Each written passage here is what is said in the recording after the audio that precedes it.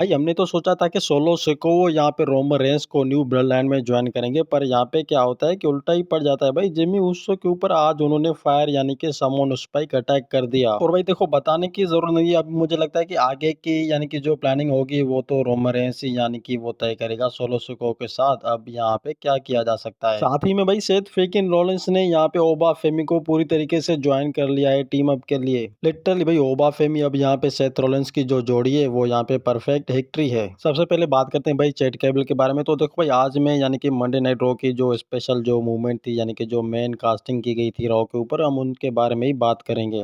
Finally भाई देखो chat cable आज यानी कि ओल्ड टीम के पास आए थे, वो उनसे सॉरी कह रहे थे, ओटिस से सॉरी कह रहे थे, मैक्स डुप्री से, और यहाँ पे दूसरे बंदे को भी वो सॉरी कर रहे थे। पर यहाँ पे क्या होता है कि लिटरली जब यहाँ पे ओटिस उसको माफ करने ही वाले होते हैं तो यहाँ पे मैक्स डुप्री जो है वो पूरी तरीके से सत्यानाश कर देती है। लिटरली भाई मैक्स डुप्री ने कहा कि तुम भरोसे के लायक नहीं हो और तुमने हमारा यानी कि कई बार जो है यानी कि भरोसा तोड़ा है, तो अभी के टाइम पे हम ये चीज़ यहाँ पे बिल्कुल नहीं करना चाहते, खास करके तुम्हें यहाँ पे वो कभी भी माफ़ी नहीं मिलने वाली है। मेरे से तो तुम एक्सपेक्ट ही नहीं करना ये चीज़ें आज यानी कि मुझे लगता है कि ये अब टीम यहाँ पे बहुत ही जल्दी न्यू हमें देखने को मिलेगी, क्योंकि भाई ये तो बात छेड़ दी गई है, तो शायद लिटरली आगे के प्लानिंग शायद कुछ ऐसे ही होने वाले हैं। और आज भाई यहाँ पे जिम्मी ऊसो का मैच होता है एलए नाइट को। यहाँ पे कहते हैं जेका फाटू कि तुम यहाँ पे सावधानी बरत लेना, क्योंकि मैं आज नहीं आऊँगा, कहीं काम से जा रहा हूँ। तो क्या होता है कि लिटरली इस मैच के जो यानी कि सबसे सुपर हिट यानी कि कार्ड थे, आपको तो पता है कि एलए नाइट वो उनको हराने वाले ही होते हैं जिम्मी ऊसो को। पर लिटरली एक चीज़ जो होती है वो यहाँ पे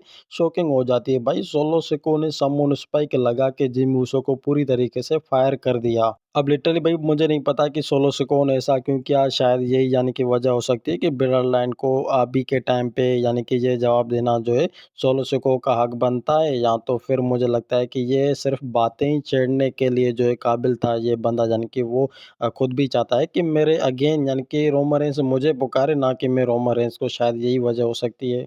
और भाई अब आपको तो पता है कि इस यानी कि कांड का क्या नतीजा होने वाला है, क्योंकि मुझे लगता है कि रोमन रेंस को ये यानी कि बात तो अब तक तो भड़क लग चुकी होगी, पर शायद ही यानी कि ये चीज़ अब सही भी नहीं की जा सकती है। तो मुझे लगता है कि इसका जो रिटर्न में जवाब देगा तो वो जेका फाटू ही देगा सोलो सिकोवा को। बाकी अगर हम बात करते हैं टैग टीम चैंपियनशिप के बारे में, तो देखो भाई ये चीज़ आज हमने बहुत ही अच्छी तरीके से एक्सपेक्ट की थी कि ब्रॉन ब्रेकर आज यहाँ पे पूरी तरीके से फिनिश करने वाले हैं स्ट्रीट प्रॉफिट की टीम को। पर क्या होता है कि यहाँ पे उल्टा ही पड़ जाता है भाई। ब्रॉन ब्रेकर अब यहाँ पे हार चुके हैं ऑस्टिन थ्योरी भी, और इस कांड के पीछे यानी कि जो हाथ है तो वो सेथ वेकिन रॉलिंस का है। लिटरली भाई देखो सेथ वेकिन रॉलिंस यानी कि स्टील के मैच के तो भाई अब सेथ फेकिन रॉलिंस का और यहाँ पे ब्रॉन ब्रेकर तक का तो यहाँ पे मैच जो है यहाँ पे स्टील केज के मैच के ऊपर अनाउंस हो चुका है। पर यहाँ पे अभी के टाइम पे जो यहाँ पे बातें चल रही है, तो मुझे नहीं लगता कि ब्रॉन ब्रेकर यानी कि जीत पाएंगे सेथ रॉलिंस से। और वो इसीलिए भाई क्योंकि आज यहाँ पे सबने देखा कि सेथ रॉलिंस ने किस तरीके से यानी कि वो हार दिलाई है ब्रॉन ब्रेकर को, और ये यानी कि बंदा वो डिजर्व करता था। पर अगर हम बात करें रियलिटी के बारे में, तो देखो यहाँ पे सेथ रॉलिंस को यहाँ पे वो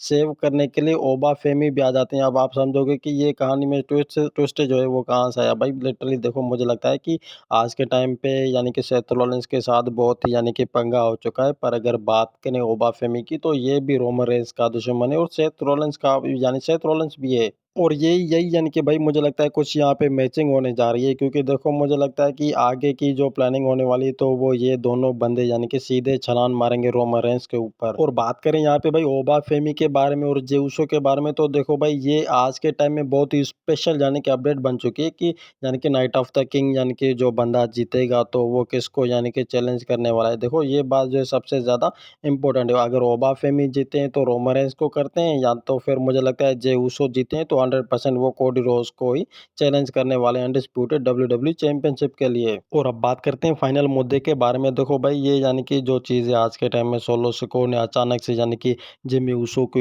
यानी कि जिमी ऊसो के ऊपर आके जो है समोन स्पाइक अटैक कर दिया, तो इसका जो रीज़न है ना तो वो एक ही बंदे के ऊपर जाता है, वो है जेका फाटू। देखो जेका फाटू ने आज के टाइम यहाँ पे जो मीटिंग की थी यानी कि सोलो सिको से, तो कई बार यानी कि ऐसा नहीं यानी कि उस बंदे को फील हुआ कि ये कहीं न कहीं से यानी कि मेरे यानी कि ओपोनेंट्स को ही वो यहाँ पे डिस्ट्रॉय करने वाला है। पर यहाँ पे भाई लिटरली हमें ऐसा ही कुछ देखने को मिला। पर एक बात समझ में नहीं आती भाई, जब यानी कि सोलो सिको ने समोन स्पाइक अटैक किया यानी कि जिमी ऊसो के ऊपर, तो जेकब फट्टू कहाँ मर गया था भाई?